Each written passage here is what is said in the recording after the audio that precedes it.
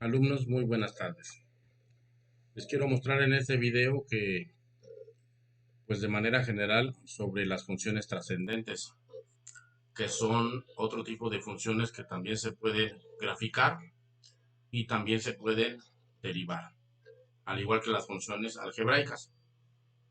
Bueno, dentro de las funciones trascendentes tenemos las funciones exponenciales, también tenemos las funciones logarítmicas y también tenemos las funciones trigonométricas. Esas son las funciones que tenemos. Están dentro del grupo de las que conocemos como funciones trascendentes. Ya de manera un poco más detallada, podemos ver aquí que las funciones exponenciales son funciones del tipo e a la u o del tipo a la u. Si tú vas a elegir una función, por ejemplo, estoy pensando en que quieras hacer ejemplos de las funciones exponenciales. Tus funciones se pueden llamar f de x, g de x o h de x. Si tú eliges una función del tipo de u, e a la u, bueno, pues la e la tienes que escribir como tal. Y la u es una función de x. En este caso la función de x es 2x más x al cuadrado, eso es lo que vale u. Y la e se quedó como tal escrita como e. El ejemplo número 2 es una función del tipo a la u, en donde la base a es cualquier número, en este caso se eligió un 4 y la función se llama g de x. La u es una función de x, cualquiera que sea. Entonces, en este caso se eligió x a la 5 menos 3, es una función de x. Y para el ejemplo número 3, que es una función h de x, así se llama la función, pues esta es una función que tiene una base fraccionaria, 3 cuartos. Esta es una función del tipo a la u, ya que la a puede ser cualquier número para estas funciones, positivo, negativo, fraccionario inclusive.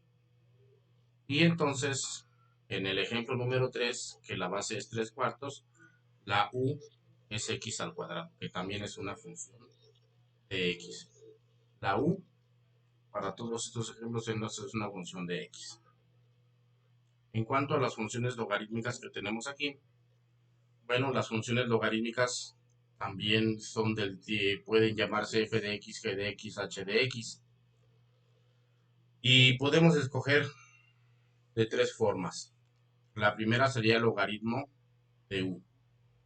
Cuando se dice solo logaritmo de u, que no se menciona una base, entonces se refiere a un logaritmo de base 10. Entonces debes escribir solamente el logaritmo y la u.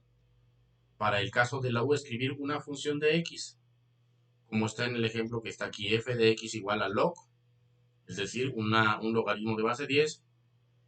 Y en este caso se eligió a la u como x a la 3 menos 5. Es una función de x. La u es una función de x. En el segundo ejemplo, el segundo caso, es cuando dices logaritmo base 5 de u.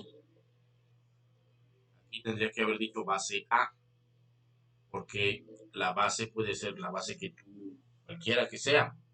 Cuando tú eliges hacer una función logarítmica con base a, pues entonces en lugar de la a puedes decir cualquier número. En el ejemplo número 2 se ve una función que se llama g de x y que se trata de un logaritmo base 7. El 7 se escribe aquí.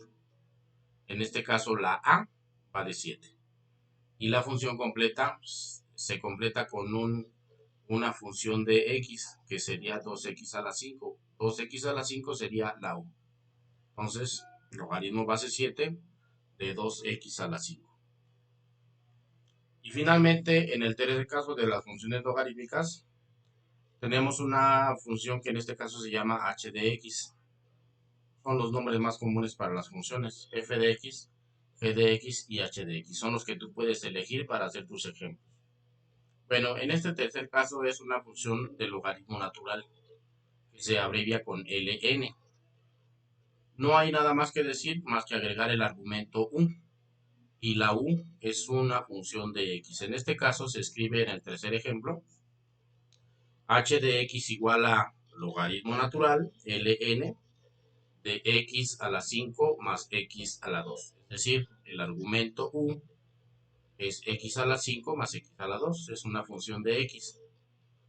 Sobre el logaritmo natural ya no se expresa nada más, ninguna base, porque los logaritmos naturales siempre son logaritmos de base e. Me voy a ir un poquito abajo antes de hablar de las funciones trigonométricas porque quiero que vean esta parte.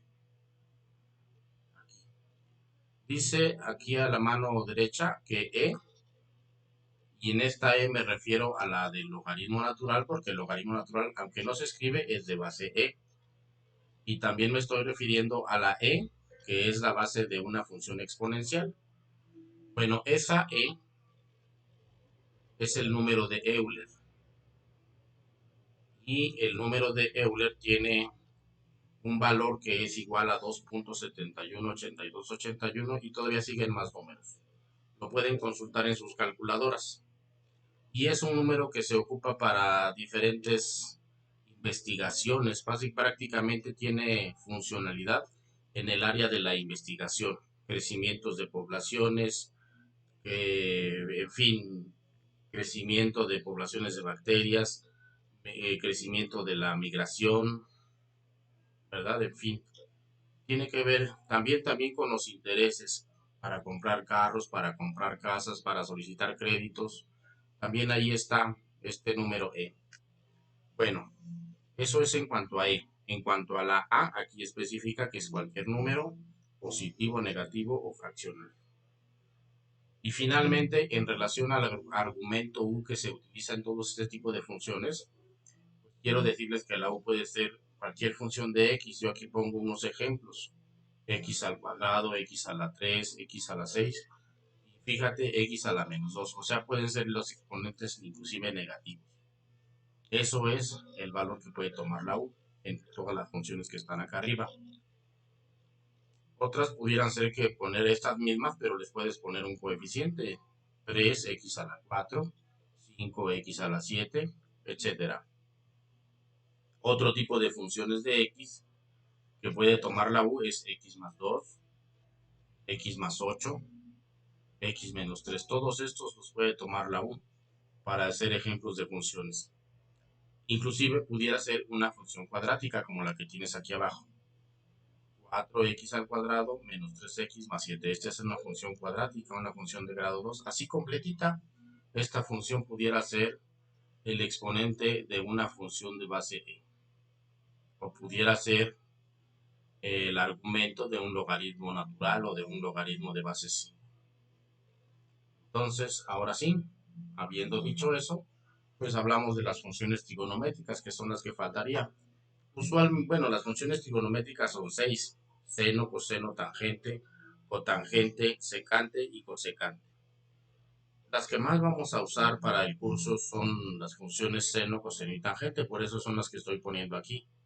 Pero las otras también son funciones trigonométricas, las que no puse aquí.